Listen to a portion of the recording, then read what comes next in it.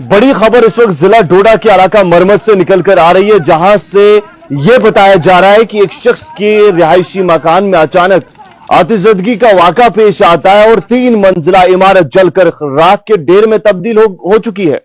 असल में यह जो वाक़ा है यह मरमत के बिहोता अपर बिहोता में कहीं पेश आया है, जहां पर एक 3 मंजिला रिहायशी मकान में अचानक आग लग जाती है और आखिरी खबर के मुताबिक ये 3 मंजिला इमारत जो है खाकस्तर हो गई है। अब इसमें क्या कुछ सच्चाई है, किसका मकान ये जला है और कैसे क्या कुछ हुआ, ये तमाम चीजें जानने के लिए फोन लाइन पर मौजूद है नईम वानी साहब। नईम साहब, आप ही के इलाके में और बिल्कुल करीब ये पंचायत है अपर बिहोता, बताया जा रहा है कि एक रिहायशी मकान जो है फूक फूक कर इस वक्त जल चुका है, क्या कुछ सूरत हाल है?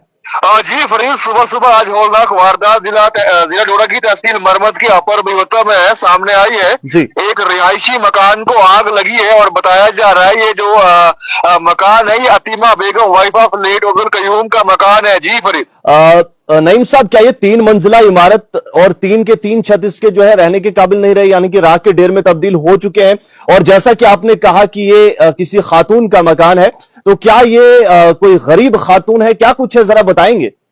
फरीद, एक्चुअली देखें ये जो बात सामने निकल कर आई है वहां पर नेटवर्क भी बहुत कम आता है, नॉन नेटवर्क एरिया है वहां पे। और वहां से कुछ लोगों ने तो ये बताया है कि ये 4 मंजिला मकान था, किसी ने कहा ये 3 मंजिला मकान था, लेकिन जो विजुअल्स सब निकल कर आ रहे हैं विजुअल्स में ये 3 मंजिला दिखता है और 2 मंजिला मकान को आग लग 2 मंजिल जो मकान उसमें आग लगी है, 2 मंजिलों में आग लगी है, वो जगह खाकिस्तान हुआ है। जी फरीद। नईम साहब, आसपास में आज जो है मरमत का दूर दराज इलाका है तो बर्फबारी भी होगी, लेकिन इस बीच जो आग की वजह क्या रही, क्या शॉर्ट सर्किट रहा? ये कहना मुश्किल होगा, लेकिन पुलिस से जब मेरी बात हुई पुलिस दराया भी वहां पर जा चुके हैं, पुलिस जो मुकामी पुलिस है वहां पर गई है।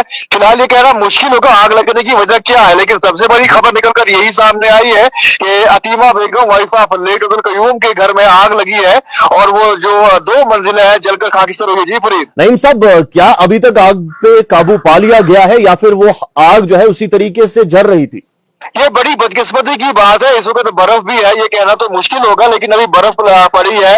इससे कबल भी हमने बहुत बार बात की है फायर टेंडर के हवाले से, इस पर बात करना भी मुनासिब नहीं होगा, लेकिन आखिरी इत्तलात मौसूल होने तक जो है आग अभी भी भड़क उठी थी। जी फरीद। एक बार फिर से नाम रिपीट करेंगे जिनका ये आशियाना खाकस्तर हुआ है?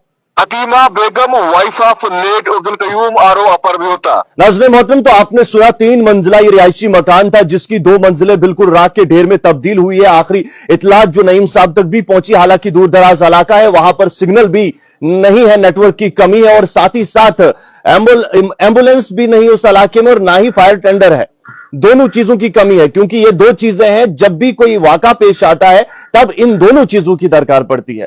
परवरदिगार हिफाजत फरमाए, रहमो करम फरमाए, दुआ कीजिए। और बड़ी खबर इस वक्त की इलाका मरमत से निकल कर आ रही थी।